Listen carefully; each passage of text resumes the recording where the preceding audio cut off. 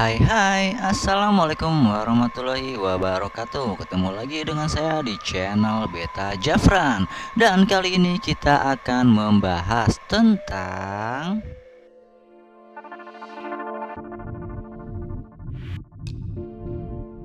Hai teman-teman, apa kabarnya? Semoga teman-teman selalu sehat. Oke teman-teman, kita akan melanjutkan battle kita antara Pondok Dapnya dan Jafran Beta. Sekarang sudah tepat di 20 jam pertama teman-teman penetasan dari Fiery Stream. Untuk teman-teman yang belum menyaksikan video yang pertama, silahkan nanti setelah ini teman-teman bisa saksikan cara menetaskan Fiery Stream ini ya. Jadi kita sekarang lagi melakukan battle antara Pondok Dapnia dan Jafran Beta. Jadi Pondok Dapnia punya hasil panen telurnya yang sudah sekarang dipasarkan, sudah ada di pasaran ya, yang berbentuk kapsul. Dan Jafran Beta juga memanen hasil dari budidayanya dia di dalam kolam terpal dan kolam semennya. Jadi di sini kita akan lihat apakah hasilnya akan sama-sama bagus atau tidak ada yang menetas ya. Jadi di sini, nah ini punya yang pertama, ini adalah punyanya Pondok Dapnia. Jadi yang ada di pasaran, yang ada di marketplace itu yang seperti ini, yang dijual oleh di Pondok Dapnia, dengan satu bungkus itu berisi 2 kapsul ya teman-teman. Kemudian nanti ada pipetnya juga, jadi satu pipet juga 2 kapsul untuk telur Fiery Streamnya. Dan untuk Jafran Beta belum menjual hasil panennya sendiri, tapi dia membantu menjual dari hasil panen dari Pondok Dapnia, dan menjualnya juga hanya satu tablet, satu kapsul teman-teman. Jadi kita jual ecer ya, tidak menjual 2. Nah, untuk mungkin nanti jika Jafran Beta berhasil, kita akan coba ini, kita buat kapsul juga hasil ternak dari Jafran Beta. Jika ini berhasil ya teman-teman, nanti kita lihat sama-sama apakah menetas atau tidak yang punyanya si Jafran Beta, karena dari warna itu berbeda ya. Untuk Jafran Beta mempunyai warna yang agak hitam. Nah, ini adalah telurnya dari kapsul Pondok Dapnia nih teman-teman, bisa dilihat. Jadi setelah kemarin kita taruh di sini ada sedikit yang mengambang ya. Harusnya ini kita aduk lagi, kita satukan lagi agar si telurnya ini berada di dasar air. Jadi untuk penetasannya lebih maksimal ya teman-teman, karena untuk penetasan Fiery Stream ini tidak bisa langsung semuanya menetas teman-teman, jadi bertahap. Makanya di sini disarankan untuk menunggu 3 hari untuk penetasannya teman-teman ya. Nah, sekarang kita coba lihat punyanya Jafran Beta. Dan Jafran Beta di permukaan air tidak ada yang mengambang-mengambang, tapi di dasar itu banyak dan berwarna hitam. Nah, tadi punyanya si Pondok Dapnia berwarna hijau muda teman-teman. Untuk Jafran Beta ini memiliki warna yang hitam untuk telur-telurnya ya. Jadi untuk telur-telur dari Fiery Stream ini memang sebenarnya hampir sama dengan telur Artemia ya teman-teman, warna orange atau agak kecoklatan ya. Tapi di sini untuk memanen si Fiery Stream ini emang berbeda, sedikit berbeda, tidak bisa diambil dengan telur-telurnya saja, tapi bisa terbawa juga si kotoran-kotorannya. Jadi di sini satu kapsul itu adalah 75% telur untuk Fiery Stream, telur Fiery Stream, dan 25% itu adalah kotoran, dan itu pasti ya teman-teman, karena untuk memanennya tidak mudah ternyata. Oke, kita lihat di sini pojokan-pojokan dari solitaire Pondok Dapnia, apakah sudah ada pergerakan. Dan kita lihat di situ ada pergerakan teman-teman. Biasanya si Fiery Stream ini baby-babynya akan mengikuti cahaya, seperti sama ya seperti dengan Artemia, Dapnia, kutu air. Itu jika terkena cahaya dia akan mengikuti atau berkumpul di titik satu cahaya teman-teman. Nah, di pojokan-pojokan di dasar sudah banyak teman-teman. Berarti di 20 jam pertama ini untuk Pondok Dapnia berhasil ya teman-teman. Kita lihat berhasil dan menetas.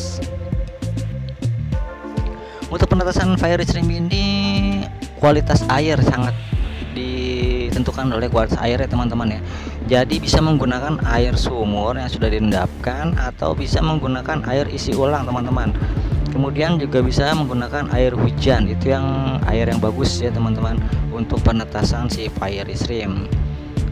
Jadi lebih baik diendapkan terlebih dahulu. Nah, kalau di sini saya menggunakan air sumur ya, yang sudah diendapkan di toren.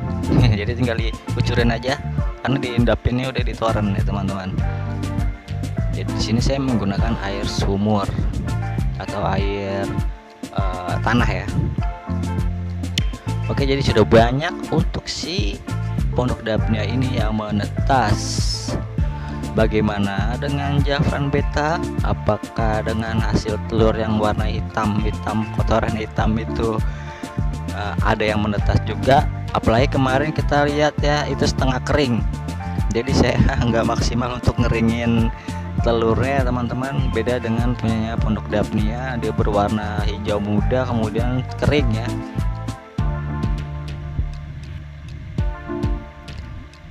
Oke, jadi untuk si pondok dapnia ini banyak teman-teman yang menetas nih. Jadi kita diamkan lagi, kita akan update terus teman-teman nih di 20 jam pertama. Jadi hitunglah ini udah 1 hari ya. Nanti besok kita coba lagi bikin videonya lagi, kita lihat sebesar apa sih. Nah, sampai dengan 1 minggu mungkin kita update ya. Oke, kita lihat sekarang punyanya Jafran beta. Coba kita lihat di pojokan-pojokan apakah ada pergerakan. Dan nanti kita coba juga kita sorot dengan lampu akuarium ya, di pinggiran-pinggiran. Biasanya di pinggiran-pinggiran kalau disorot dia akan berkumpul. Nah, oke teman-teman, ternyata menetas ya, menetas juga sama dengan pondok dapnia. Jadi di sini bisa kita tarik kesimpulan untuk pengeringan yang tidak maksimal masih bisa menetas. Tapi dengan syarat nih teman-teman, untuk menetaskan si fire stream ini sebenarnya mempercepatnya itu bisa menggunakan lampu LED atau ditaruh lampu di atas ya teman-teman. Itu akan mempercepat penetasan si telur fire streamnya. Kita lihat di dasar untuk punyanya Jafran beta ini sangat kotor ya, karena ini juga akan telurnya itu menempel pada kotoran-kotoran, jadinya ini tenggelam ya teman-teman, karena kemarin tidak begitu kering jadi tenggelam. Tapi untuk menetas juga sama, dan untuk di permukaan air tidak ada kotoran. Jadi nanti bisa lihat perbedaannya teman-teman ya. Untuk punyanya Jafran beta tenggelam warna hitam, tidak ada di permukaan air. Dan untuk punya pondok dapnia permukaan air ada dan di bawah juga ada. Tapi untuk penetasan sama teman-teman, jadi satu di sini kedudukannya seri ya teman-teman. Oke, kita lihat lagi tuh masih ada pergerakannya. Jadi di sini tuh kayaknya sih di 6 jam pertama itu sudah ada yang menetas. Kenapa saya bisa bilang begitu? Karena di situ ada yang ukurannya lebih kecil ya, ada yang sudah besar. Jadi di 6 jam itu menetas terlebih dahulu, kemudian di 20 jam dia udah agak besar teman-teman. Jadi berbeda dengan yang baru menetas, karena yang baru menetas itu hampir sama dengan Artemia air asin ya, yang baru menetas itu. Jadi hitungannya kalau ini kan 20 jam udah sebesar itu ya, udah agak panjang. Nanti kita lihat, kita coba tegesin lagi nih pakai lampu nih ya. Kita coba tegesin lagi untuk panjang-panjang ini. Tuh udah agak panjang. Ini biasanya untuk Artemia air asin nih biasanya di usia 4 hari ini baru sebesar ini. Tapi ini di 20 jamnya udah besar seperti ini teman-teman. Ini masih bisa untuk burayak usia di atas, di 1 minggu nih bisa nih untuk yang 1 minggu burayak.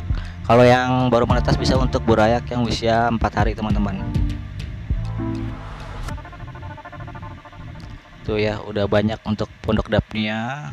Tapi di permukaan air juga ada kotoran-kotoran yang masih mengambang. Harusnya ini saya aduk lagi agar telur-telurnya itu tenggelam ya teman-teman. Tapi nanti saya coba aduk ya setelah kita buktikan dulu nih, karena saya juga pendadak nih bikin videonya. Saya juga kaget ternyata punya saya juga berhasil ya menetas ya teman-teman. Jadi kenapa kita lakukan battle ini? Karena saya juga orangnya penasaran, pengen tahu apakah hasil panen saya sendiri juga berhasil seperti Pondok Daphnia. Karena saya juga belajar banyak dengan Pondok Daphnia dan saya coba cari cara-cara baru untuk memanen si fairy shrimp ini teman-teman. Dan saya kali ini mencoba dengan pengeringan yang tidak maksimal dan dengan warna kotoran dari telur-telur yang menempel pada kotoran yang berwarna hitam ini apakah menetas juga, dan ternyata menetas teman-teman. Gunakan lampu LED teman-teman agar cepat menetas, dan jangan di stop ya, maksudnya jika teman-teman sudah menyediakan kolam lebih baik disedot tuh yang sudah menetas, masukkan ke dalam tempat pembesaran yang lebih luas, atau nanti teman-teman menunggu di 3 hari kemudian masukkan semuanya soliternya ke dalam kolam atau tempat pembesaran yang lebih luas teman-teman. Nah nanti jika diberikan pakan, jika pakannya tepat, fairy shrimp ini akan tumbuh lebih cepat teman-teman. Biasanya di 4 hari sudah panjang 1 cm ya biasanya kalau pakannya tepat dan teman-teman nggak sembarangan gitu ngasih makannya.